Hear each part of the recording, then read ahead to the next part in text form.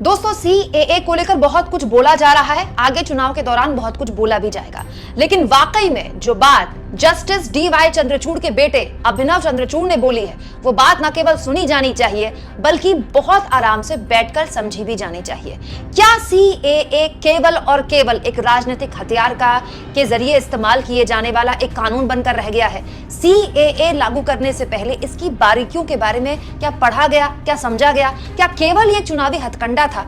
इसे लेकर दोस्तों chief justice of India DY Chandrachud के बेटे अभिनव चंद्रचूड़ का एक वीडियो सोशल मीडिया में तहलका मचा रहा है। दोस्तों, ये वीडियो 2020 का है, लेकिन क्योंकि सीएए कानून 2019 से ही लोकसभा में पारित हो गया था, तो देश को पता ही था कि इसमें क्या क्या प्रावधान है। तो उसके एक साल बाद का ये वीडियो है जिसमें डीवाई चंद्रचूड़ के बेटे अभिनव चंद्रचूड़ बहुत ही बारीकी से, 13 मिनट का ये वीडियो है, सोशल मीडिया में आप चाहें तो इसको सुन सकते हैं। इसकी जो बारीकियां हैं वो मैं आपके सामने रखूंगी।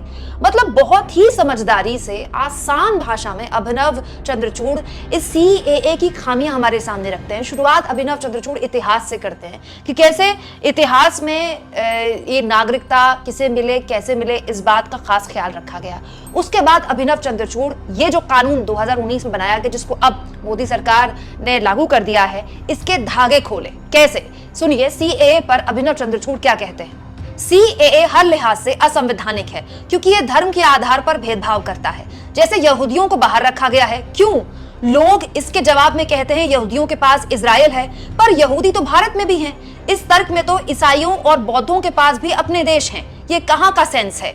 उन लोगों का क्या जो भगवान को मानते ही नहीं, क्या उन्हें इससे अलग रखा जाएगा? सीएए से उन मुस्लिमों के समुदायों को भी बाहर रख दिया गया जो पाकिस्तान और बांग्लादेश में अल्पसंख्यक माने जाते हैं, जैसे अहमदिया और हजारे। भारत के दूसरे पड़ोसी मुल्कों तक को सीएए से अलग रख दिया गया।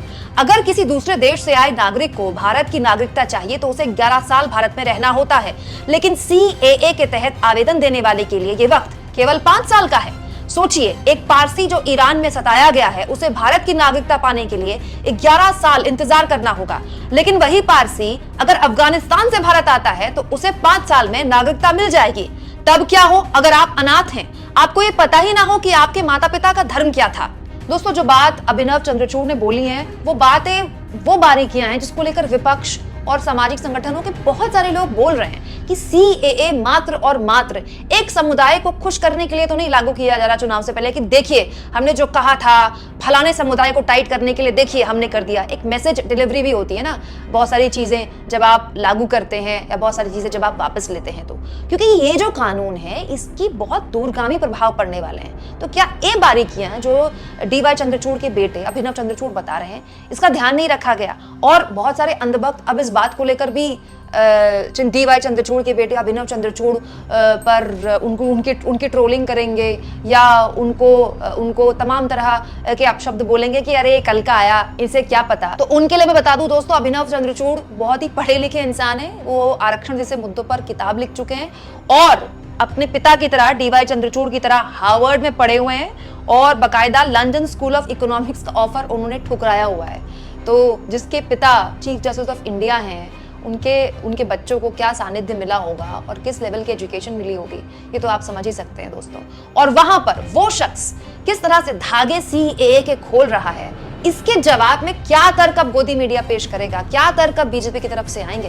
क्योंकि जो बातें अभिनव चंद्रचूड़ ने बोली है वो बहुत बुनियादी है, बहुत सिंपल सी बातें हैं जो इस सीएए कानून को अब तक पूरा नहीं कर रही हैं। दोस्तों, आप इस मुद्दे पर क्या सोचते हैं? कमेंट बॉक्स में जरूर लिखें और जितना हो सके चैनल को शेयर करें, सब्सक्राइब करें और थैंक्स और ज्वाइन के ऑप्शन से अगर आप चाहें तो कुछ आर्थिक मदद भी चैनल की कर सकते हैं।